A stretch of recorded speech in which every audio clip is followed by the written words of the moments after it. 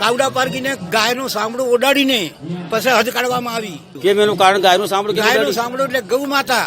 બે રાજ્યોની હદનું નિરાકરણ કરવા માટે, સમાધાન કરવા માટે કાવડા પારકીને ગાયનું સાંભળું ઓડાડીને પછી જ્યાં જાય ત્યાં હદ કરવાની. એટલે કોઈ ફર્યો ને જ્યાં વાંક પડી ત્યાં પાણા રૂપ્યા. આ બાજુ ને પેલી બાજુ ને બંને બાજુ ને હથિયાર લઈને પરદા તૈયાર રહી. એ પરદા એક બાજુ પીલી ને જવા દે ને પેલી બાજુ પીલા ને જવા દે. વસમાં માનગઢ આવ્યો. એટલે કાવડો પારકી કઈ વતની હતા? કાવડો પારકી ખેડાપાના વતની. ખેડાપાના વતની હતા. ખેડાપાના વતની. અચ્છા. પણ આ પાછું પક્ષી કરી દીધું. પાછું સરકારે ઉઠીને પક્ષી વેસે વાડ દિયા કરી દીધી. વાડ કરી. હા, હવે વાડ કરી. ખોટી વાત કરી. આ તો માનગઢ હે ને, એ તો સર્વજનિક છે. વાડ નહીં ઉભી જોઈએ. આખા માનગઢ ને પરદખણા દેવડાવવાની હજુ તો વાત મારે કહેવાની બાકી છે. બરોબર. માનગઢ ને પરદખણા દેવા માટે શું કરવું પડે? બરોબર. અભિનંદન તમને આજે વાત જાણીને. તમે આજે બહુ સારી વાત કરી.